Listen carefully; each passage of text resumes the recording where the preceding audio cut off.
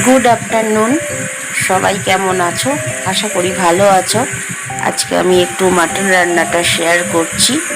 সবাই জানে মাটন কি করে রান্না করতে হয়, সবই জানে এখন। আর ইউটিউবের দৌলতে প্রচুর রান্নার চ্যানেল আছে, সব কিছুই। তবুও মাঝে মাঝে মনে হয় একটু শেয়ার করি। আর আমি গরম মশলাটা না কোনো সময় গোটা দিই না, একটু থেতো করে দিই। তো গরম মশলাটা একটু থেতো করে নিচ্ছি। আর এরপরে এটা দিয়ে দেবো, তেজপাতা দেবো, পেঁয়াজ দেবো। মাটনটা মোটামুটি 8 ঘন্টা ম্যারিনেট করে রেখে দিয়েছি। পেঁপে দেবো, আলুও দিয়ে করব, আলু তো অবশ্যই দেবই।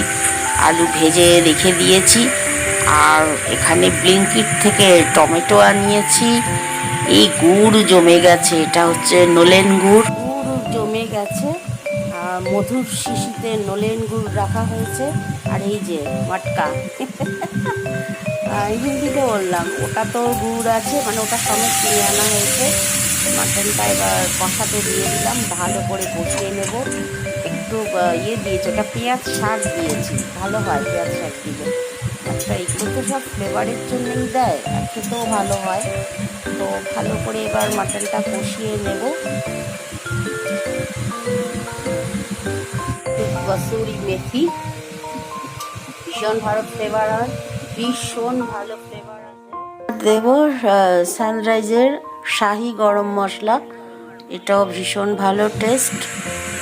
আর এখানে প্রেসার কুকার একটু গরম জল বসিয়ে দিয়েছি। মাংসটা বেশ ভালো করে কষিয়ে নিচ্ছি, প্রায় কষানো হয়ে এসেছে। জল এবার অ্যাড করব, গরম জল অবশ্যই। পাশে প্রেসার কুকারে বসিয়েই রেখেছি গরম জল, মানে জলটা গরম করে নিয়েছি পাশে।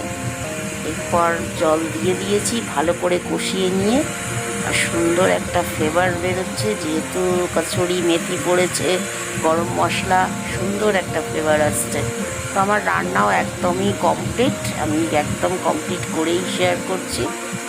এই রকম একটু গ্রেভির ওপরে রাখলাম, বেশি ঝোল রাখলাম না।